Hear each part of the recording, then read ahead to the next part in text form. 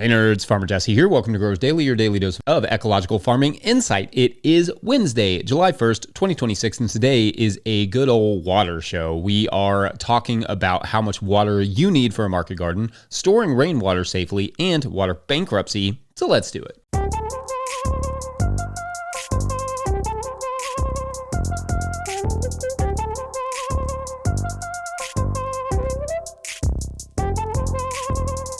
All right, happy Wednesday, everyone, and happy 1st of July. Just like that, we're in a new month again.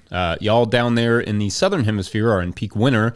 We're in peak summer, or at least in terms of sunlight. And things are really popping around the garden. Yesterday was harvest day and hot harvest. I had to get the lettuce out early because the early bird gets the lettuce before it wilts here from inside the heat dome. That's a classic Kentucky colloquialism.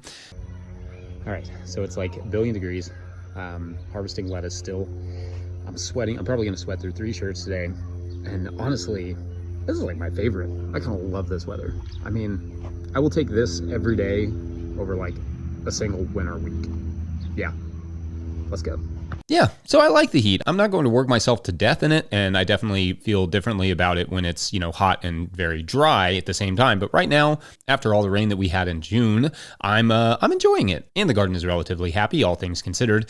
I worked on cultivating our sweet potato patch that I discussed yesterday with the cover crop fail for a while in the morning on Tuesday, and it was sweaty and great. It's like living in a sauna, which is enjoyable in bursts. But if you, like me, are having to work in this sort of weather, or any sort of weather, really, remember to stay hydrated, of course. Don't underestimate that one. Dehydration and heat-related illnesses are no joke, and they will sneak up on you. Like, you'll feel good, and then all of a sudden you'll feel like laying in bed for a week. So keep that water nearby, and that shade, if you have it. A good straw hat, too. Definitely love a good straw hat. All right, well, speaking of water, sort of, we're going to have a water kind of day today here on the podcast. We have put together a show, and by we, I mostly mean Mike. He does most of the work here. But we've done a compilation episode on the topic of water because that is always a hot topic in the summer. But we'll visit with younger me to discuss how much water you need for a market garden, storing rainwater safely, and water bankruptcy. If you ever have a compilation episode show that you'd like to see, something that gathers all the segments we've done on a certain topic or pest or crop or whatever, let us know. Also, let us know what you all have been up to in your gardens. Always love seeing those 20-second farm video clips that you upload to Dropbox or Drive and share with Farmer Mike at no-tillgrowers.com. That's how that works. Otherwise, let's dive in. Here is a younger version of me talking water. Enjoy. Our third, final Patreon question of the day comes to us from Jakers Acres, who writes, quote, "Hey Jesse, I am in the early stages of starting my farm. I need help with figuring out how much water the operation will need. My current vision is to use a tapped spring and a solar pump to fill a tank on top of the ridge, about 600 feet of elevation. Then I could gravity feed irrigation, livestock waterers, pack shed, and domestic use. Sounds like a large task for one spring, but just curious how I would get some rough numbers of gallons needed for these tasks. We want to start a market garden and we'll design uniform beds, 50 feet long, 30-inch wide, blocks of 12 beds. 3 rows of drip tape per bed worked well for me in the past, but I do not remember which product we used. What drip tape emitter spacing, gallons per minute, do you recommend? I am sure it varies, but do you have any guesses on how many gallons your pack shed uses in a day? What is the maximum water needed per bed for different crops? Just looking for rough estimates at this point. Thanks." End quote. All right, Jakers Acres, this is a tall task, but I am game for it. Love it. So as you suggest here, it would be hard for me to say exactly how much water you would need in total, especially if you're including home use and livestock on the same water source. If you're talking about cattle in terms of livestock, for instance, each head can drink like 10 or more gallons of water per day, and that's if they are not lactating. Now, not to mention that they will often, all the cattle will attack the water tank at the same time in the morning or on hot days in the afternoon after they get up out of the shade, draining it rapidly. But anyway, maybe I can help with some rough estimates for you. Note that the gross number of gallons per minute, or even the average number of gallons per minute that you will need, can change based on the day. So for instance, on hot wash pack days, you may also need some irrigation, which means that you will need to calculate for the max number of possible gallons per minute at any one time for your tank capacity, not the number of them running individually. Again, this is especially true if livestock are in the mix. They could hammer all of your water on a summer day and you'd have nothing for washing or irrigating. Also, are you in a super dry climate like California where you have to irrigate absolutely everything every day, multiple times? That has to be taken into consideration as well. For us, we can use water more sparingly because we get it from the sky sometimes, more often than you all do. And sometimes in a week we get, more than, say, Southern California gets an entire year. For some numbers, though, on a day where we are doing 100 pounds of lettuce plus some other crops, we are using roughly 60 to 100 gallons of water on a wash day in the wash pack station. Especially if you have dirty carrots and root veggies, we will use more water than normal. It just depends on how much we're washing. Now, to be clear, I've never measured exactly how much water comes through our carrots, like wash station, our root wash station, which I'm going to talk about more tomorrow, but I know how deep our wash tanks are. So the numbers I mentioned there are probably pretty close. So let's just set that number aside for a second. On the irrigation side, your soil conditions will also determine a bit about how you use your irrigation in the garden. And you can look into things like pulse watering to reduce the amount of water you're using. But each drip product will tell you how much water it uses per minute, called flow rate. And you can choose high flow rate or low flow rate for many products. So you could choose the high flow rate drip tape or the low flow rate drip tape, etc. Talking numbers on a podcast is incredibly exciting stuff to listen to, but bear with me for just a second. Let's say you use 8-inch emitters and that particular product has a flow rate of 0.34 gallons per minute per line per 100 feet at 8 PSI. So you would say half of that for your 50-foot beds.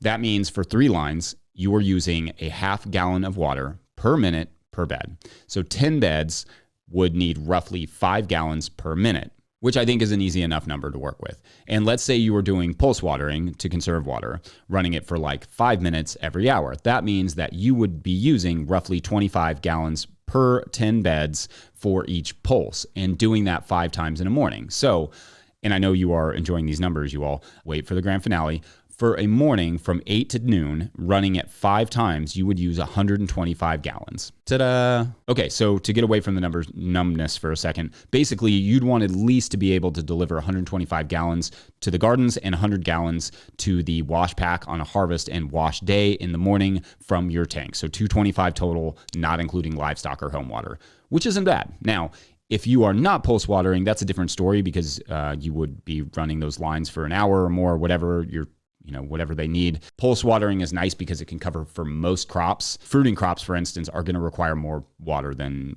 say, like leafy greens. Anyway, that could get into much higher numbers if you're running them for these drip lines for much longer. But you can do the math yourself if you know what the gallons per minute rate is. And also drip tapes give you a gallons per hour rating as well, just when you order them. And I like the 8-inch emitters just for good coverage of the entire bed. You really want to cover the whole bed. It's not watering the crop, it's watering the bed, right? You want to make sure that the whole bed is covered, and that way you can really create a good habitat for the microbial life in the soil, all around the soil, not just right where the plants are. And I mean, honestly, the reality is it's all just math. But the big thing is not to just think about what you will need as if these systems won't occasionally be running all together at the same time.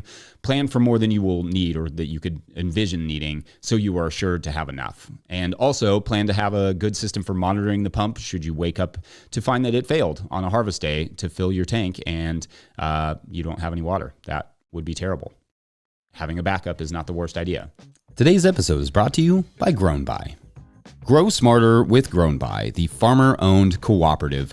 Grown By is the platform for online sales of everything, custom and traditional CSAs, halves of beef, flower bouquets, wholesale to restaurants, and now Grown By supports in-person sales too. Their new app, Grown By Register, you can supercharge your market and farm stand, finally bringing together your online and offline sales and customer data. Grown By is proud to make local food accessible by processing SNAP benefits online and in person right within the app. Grown By helps you put your best food forward. Schedule a demo at coop.grownby.com/no-till. That's coop.grownby.com/no-till. All right, back to the show.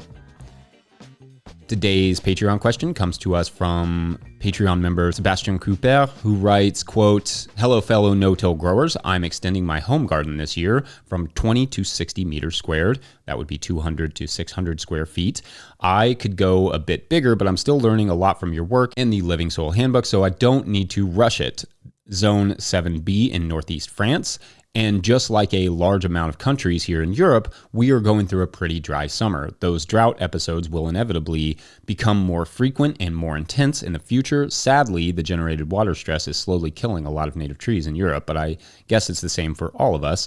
As I extend my garden, I will also have to extend my rainwater storage. The idea of having a big rainwater storage makes me a bit uncomfortable, as I don't know a lot about anaerobic bacteria, fungus, pathogens, parasites, etc., living 100% submerged. Could you elaborate on this subject? Are water filters even a necessity when it comes to rainwater? Appreciate all the hard work you do. Much love from France. End quote. All right, Sebastian, great question here, and sorry about the drought. What a bummer. I also saw there was massive wildfires in southern France recently, so hoping all of our French growers are good over there. Sorry that you all are going through that. It's brutal. All right, so in terms of water storage, some of what you need to do will depend on how you want to use the water. For instance, if you're just looking to use this for irrigation and it's going directly onto the soil and not being sprayed onto the plants, then you won't need any sort of purification system, really. I mean, it's not a bad idea just to reduce the potential for pathogens, but it's less necessary if it's going straight to the soil. If you plan to wash the produce with the stored water or drink the stored water, then that's going to require some filtration, or at least that's just ideal. But anyway, the first thing you do have to look at are any local laws in regards to water storage. I think that's probably a good place to start. I don't know what said things are there in northern France, or for that matter, in most other states than my own, or even counties. It can vary by county and sometimes by neighborhood if you have an HOA. But anyway, so you will have to just make sure there are no standards you have to meet to save your own water. Second, the tank needs to be opaque, meaning you cannot see through it. It doesn't have to be black. It could be whatever color, you just can't see through it, which will limit the growth of algae and certain bacteria. Next, filtration for the water coming into the tank is not a bad idea in terms of sediment. Some folks will install water purifying systems and or first flush diverters, which basically discard the first flush of water to reduce contamination. Like the first flush of water coming in, it just basically lets that go, and then it starts allowing the rest. And it does that at the inlet where the water comes into the tank to treat the water before it enters the tank effectively. If you watched the video I did with Sage Hill Ranch Gardens on their storage tanks for their wash water there in California, they have a system that filters out the lettuce and debris that's coming from their wash tanks before it enters their main storage tank. I will link that in the show notes so you can get a better idea of what exactly that looks like, because it is very cool design and very helpful in the situation where water is expensive and they don't get a lot of it. There are also very simple designs that essentially slow the water down as it comes into the tank and basically like drop the sediment, or also charcoal filters and sand filters as well that you can build yourself for relatively cheap. You will need to clean that tank out at least once a year, which is a good thing to do headed into the winter, because you don't want the tanks to be, to freeze and thus break. But you do want to clean those out just to keep any grime, muck from building up. Alternatively, you can look into things like cisterns that are underground and may require a little less maintenance, or even ponds for irrigation, which utilize plants that help on the water filtration side of things. It is also worth looking at some of the cool and simple innovations around the world, like that have been around for a long time, like the Tonka tanks, TAANK tanks in India. I just recently watched a video by Andrew Millison that I'll link in the show notes, and the latter half of that is all about these simple cement rain collection tanks that they use there in really, really dry areas of India. But they're kind of halfway dug in the ground. They're also cement, so that could be a lot of money. But of course, with digging also comes more regulation, and at that point, you may just be getting closer to the price of simply digging a well, which it sounds like may not be the worst idea in your situation and evolving environment there. If you do go with the above ground tank, make sure you have a lid on it to prevent frogs from taking up residence there.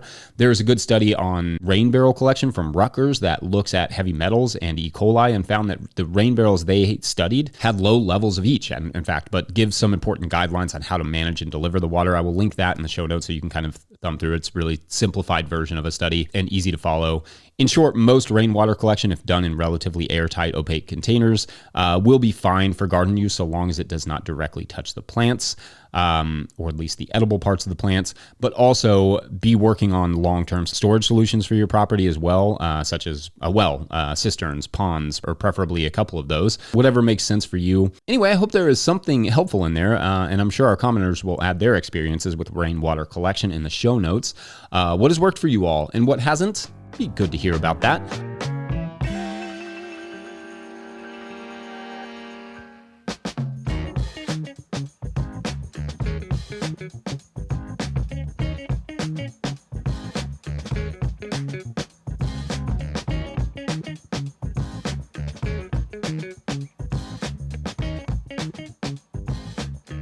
Today's Patreon question comes to us from Patreon member Colin at pocket.farm.nagano, who writes, quote, "Hi, Jesse. The UN just released a report saying that we've entered an era of global water bankruptcy. I'm still working my way through the report myself and don't have any specific questions on it as of now. Just curious to hear your take on it. Cheers." End quote. Good question, fun topic. I'll link the report for anyone who wants to spend the rest of their day depressed, but I'll just talk about a couple of the key points and a couple key takeaways. First, I think bankruptcy is kind of the right term here, but I don't love it only because it's not automatically clear what that means. That said, I think they are just trying something different to get people's attention, because every other term that people have tried, to get people's attention about the water crisis has clearly failed. That in bankruptcy is kind of the right term. We don't have enough water to fulfill our water needs, essentially. The report explains it, quote, "Across regions and levels of development, water systems are under unprecedented pressure. Rivers, lakes, and wetlands are degrading, groundwater resources are being depleted beyond sustainable limits, and glaciers are retreating at accelerating rates. These trends signal not only growing stress, but in many contexts, a structural imbalance between water demand and available resources. This report refers to this condition as water bankruptcy," end quote. Basically, we ain't got the water that our society requires to function based on the infrastructure we already have established, hence bankruptcy. Layperson terms, our ambitions are a little too big for our aquifers, and we don't have enough water to sustain the system that we've set up, period. And it's not a report about preventing the water bankruptcy. It's really about where to go now that we are in a bankrupt water situation, or post-crisis, as they call it, where some of the damage is irreversible and cannot be fixed on a human timescale. Like, it's bad. And this report is huge and detailed. It covers the conflicts caused by water shortages, which have increased from around 20 in 2010 to over 400 water-related conflicts worldwide in 2024. The report describes the breathtaking amount of wetlands we've lost, rivers that have been diverted, lakes that have dried up, droughts, salinization. I mean, there is no point in listing it all. Everything that could go wrong with water is going wrong with water. But of course, the report offers a myriad of technical solutions, and in some ways, that is the bulk of the text. And a big part of that solution is just getting people to care and want to take action. It is, as a small editorialization here, baffling to me that we don't care more about water. Ask any scientist what the most important factor in life is, and they would almost all presumably say water. When we look at life on other planets, we just look for water. Full stop. That is how important water is, and yet we cherish gold like it has value, and then we pee in our water.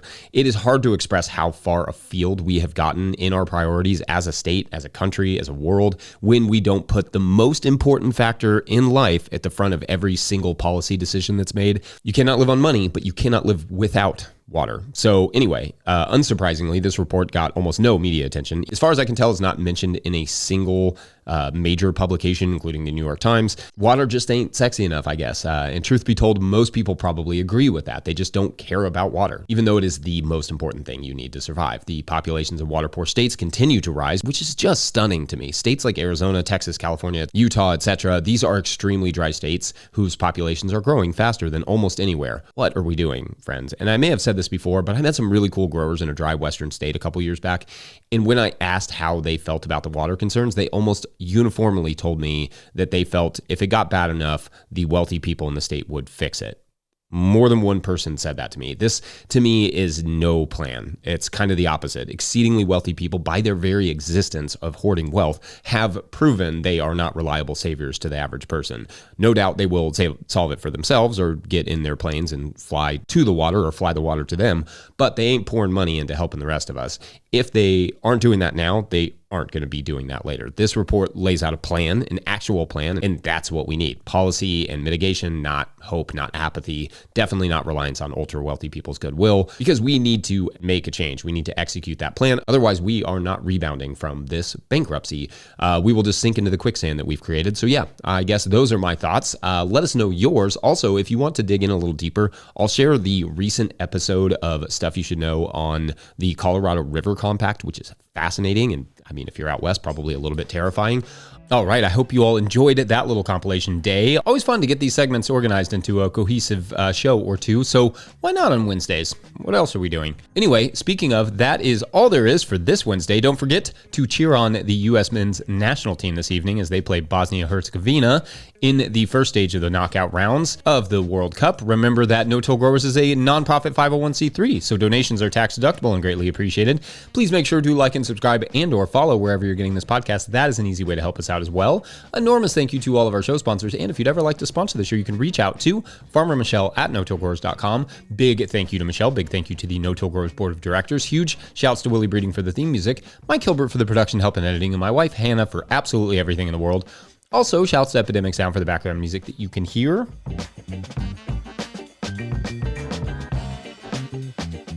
Pick up a hat or a copy of my book, The Living Soil Handbook, at no-tillgrowers.com. That helps to support this work. Big thank you to everyone over at patreon.com/no-tillgrowers, where at a certain level, or if you just bump up from one level to another, or you sign up in the month of July, here we are, you will get a big shout out on the show. So big shout outs today to Dayton Lord.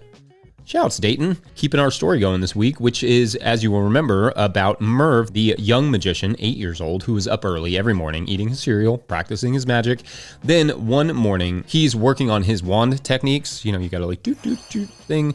But anyway, he's doing that when the room starts to glow, and then he hears a window in the kitchen slide open, and the glowing stops, and he gets quiet. Everything gets quiet. What's happening? Well, that is for tomorrow on Just Another Magic Monday, even though it's Wednesday. I don't know that title will stick. We'll see though. Thanks for watching and or listening. We'll see you then. Bye.